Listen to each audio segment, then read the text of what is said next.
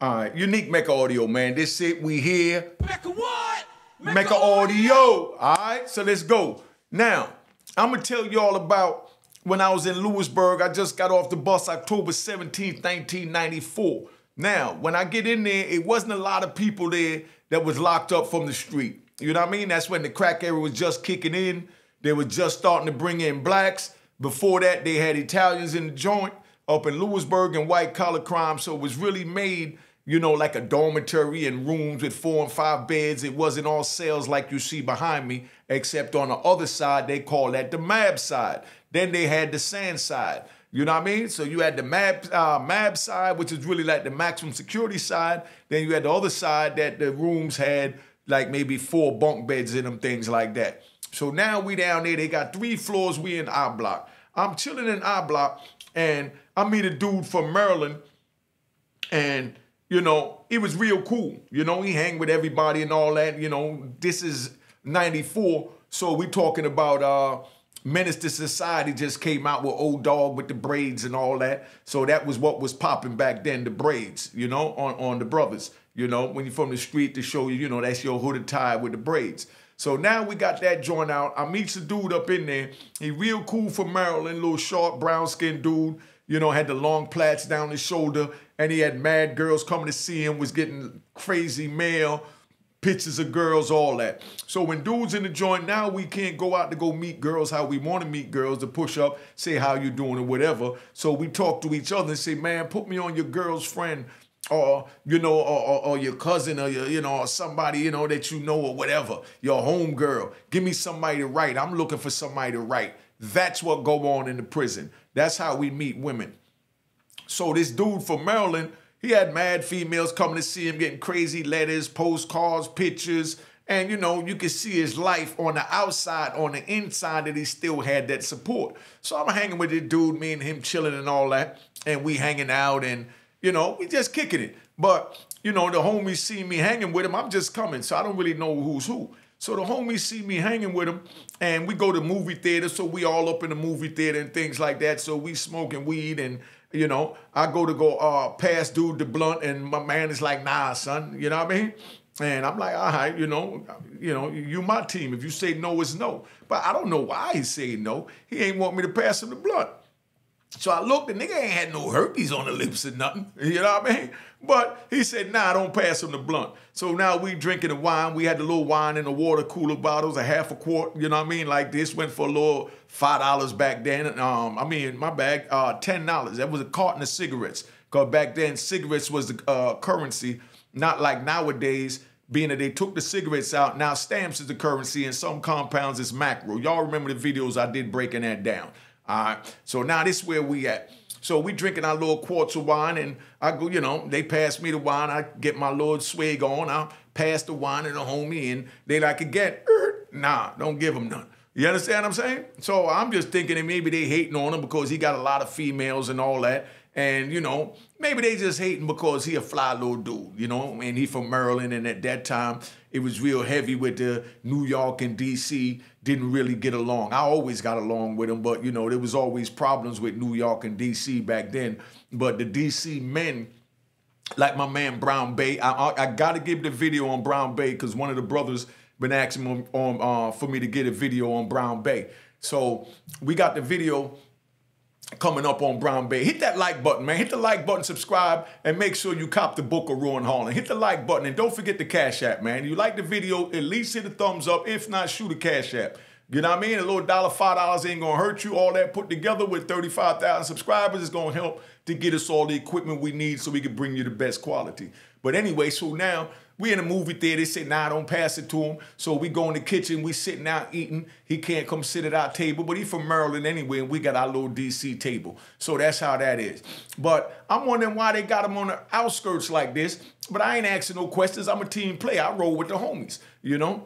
So now I go out on a visit. He go on a visit. He got these 3 bad girls come see him. So now I'm telling them, you know, y'all, I'm trying to meet this one, that one, just for pen paling. Let's get that straight. Because in jail, we just want somebody right because it feels good to hear your name called at mail call. Because everybody crowd around the police booth when they calling out the names for the mail call. So everybody's hoping they got a letter, a card, or something to have their name called so that they could feel like they still connected to the outside. So mail call, they calling him crazy. It was another dude that was getting crazy mail too that I hollered at. He was from Detroit. Y'all probably know him. His name is Kenny High. You know what I mean? If y'all know Kenny High, tell him to contact me. He's from Detroit. Good dude. Was with me in Lewisburg at the time. And we also had my man, oh man, what was his name, from Vegas? Poncho. Big shout out to Poncho. I think I got his number on the phone because I ran into him with Farris and Chicken George and all of us. We had dinner up at City Island in the Bronx. But anyway, that's how we met people all over the world. Detroit, you know, California, Chicago. I mean, we all over the place. Now, because you got men everywhere. So now I'm sitting there with this dude and, you know, the homies, you know, don't want nigga to drink with him, don't smoke with him, don't want him to come to the table. You know, like I said, he's from Maryland, so I think maybe from the DMV area, maybe that's why they wasn't really feeling him. But I was hustling down there in both Baltimore and in D.C. as well as Virginia, North Carolina, Atlanta, and all that. So, you know, I get along with everybody. I wasn't geographical like that. But, you know, I got to roll with the team. What the team say we do because I'm a team player. So now we go on a visit. He got these 3 bad girls out there. He got this 2 light-skinned girls. One looked Spanish. The other one was light-skinned. The other one was dark-skinned. And all of them was beautiful. Nice. This before, you know, the steroids and all the more ass shots. You know what I mean? But they had natural asses and they was looking good. You know, pretty little lip gloss on, the little gold. The light-skinned girl had on the gold lip gloss. The black girl, she had on the black, like a cocoa brown lip gloss and lipstick. They looking good. So now, of course, I'm telling them, I want the chocolate one. You know what I mean? I want the flavor, you know?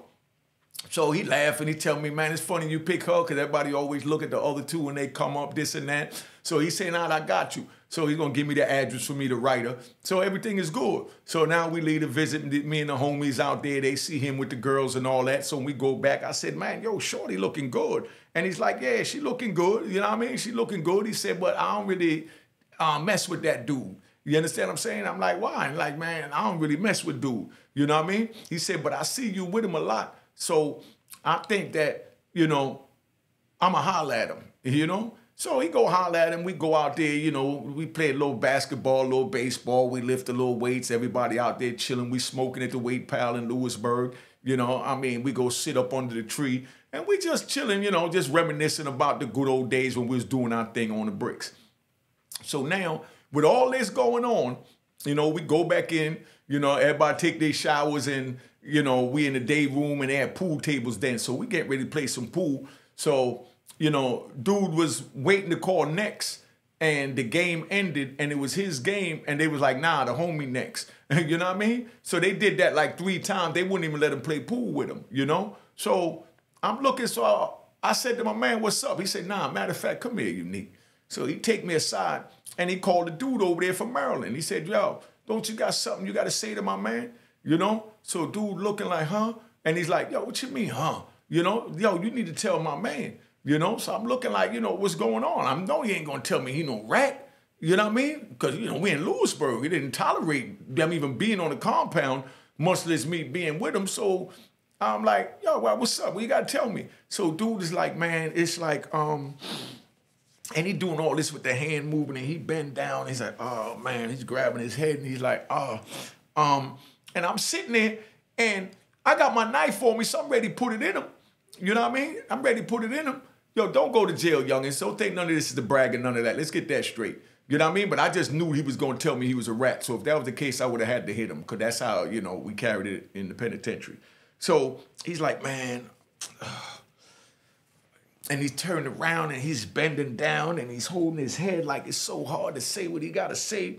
I said, yo, what's up? So my man said, nah, you don't do nothing to him. You know what I mean? I said, why? What's up? You know what I mean? Only thing on my mind now that he's a rat and he been up under me. You understand what I'm saying? But I know the homies wouldn't have had him with me that long being a rat and not telling me. So he like, nah, you promise me you ain't gonna do nothing, man. Just let him talk. Just let him talk. You know what I mean? If you want to still mess with him after that, that's on you.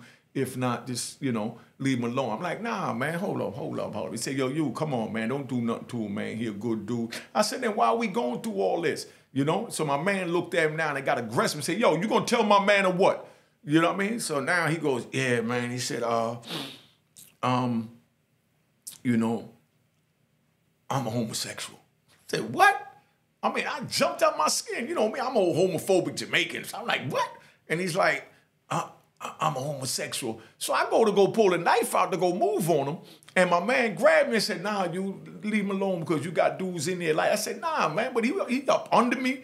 And I was going to give him my weed to smoke, my wine to drink. You understand what I'm saying? And he was going to come sit at the table with us. Nah, man, you should have been told us, because now, in my mind, I'm also ready to put the thing in my man for letting it get this far. You know, but I just gave my word that I wasn't going to do nothing. So I'm looking, I said, yo, man, hold up. What do you mean a homosexual? You know what I mean? So now my man laughing. You know, that's how we is in the prison. We all young, wild. So now he laughing. He said, what you think he mean homosexual, nigga? The nigga just told you a homosexual. I said, well, let me put the knife in him then. He said, nah, you know what I mean? You can't do that because, you know, it's different in here than out there. You know, they just know to stay in their lane. I said, then why you had him in my lane where he coming to the movie theater with me? I'm even asking for one of his girls. They probably got AIDS. They messing with him out there, messing with boys. I'm like, I'm furious right now. I can't even think. I'm in my body, and the nigga here taking a shaboing. Yeah, he taking a shaboing. I'm like, nah, my nigga.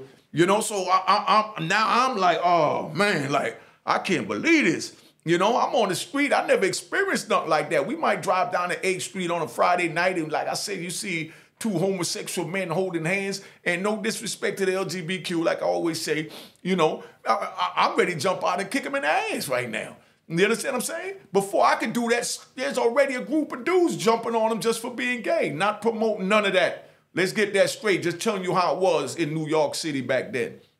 So this is the era and what I'm coming off of.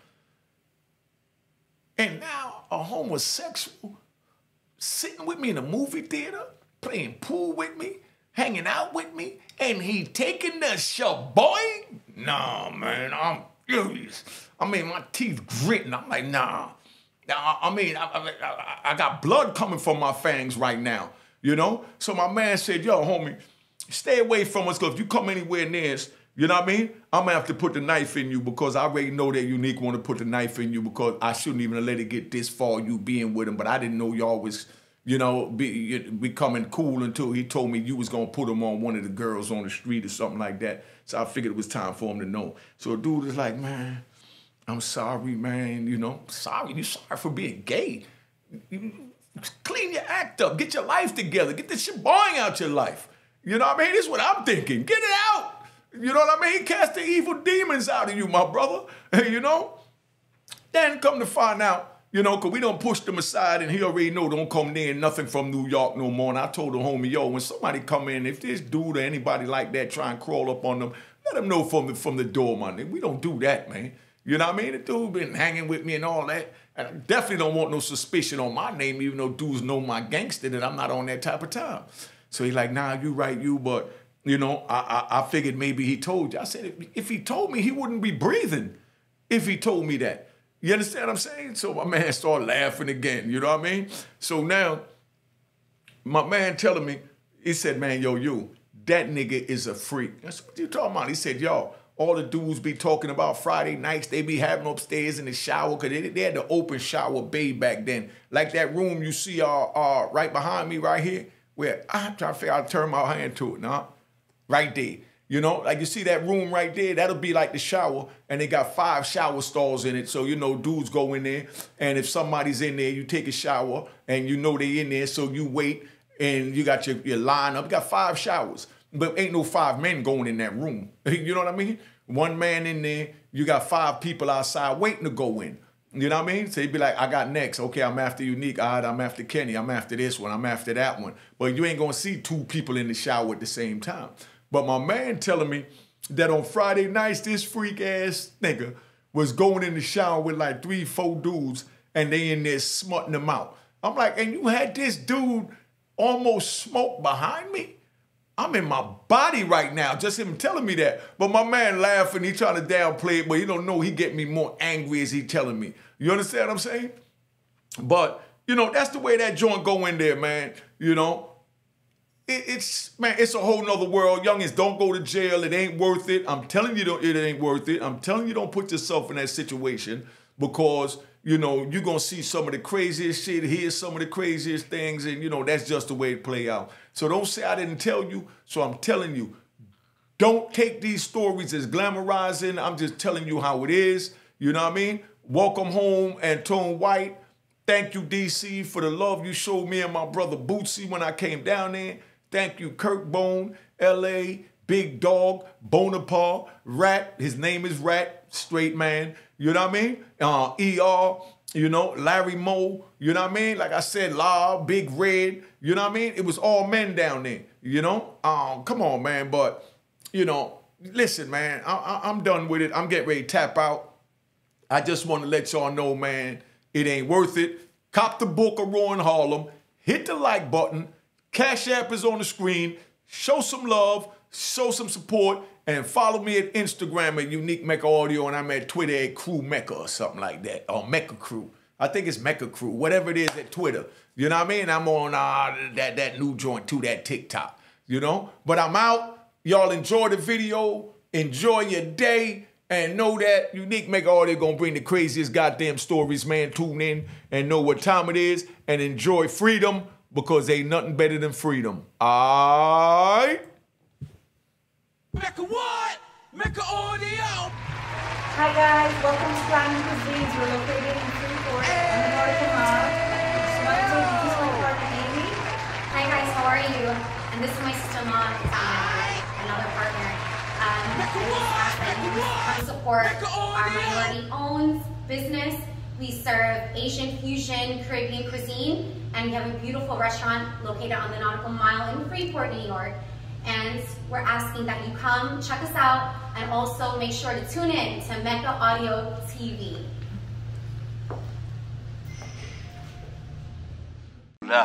Cheers, cheers, toast the crime, toast the crime, the crime, the crime, the crime. What?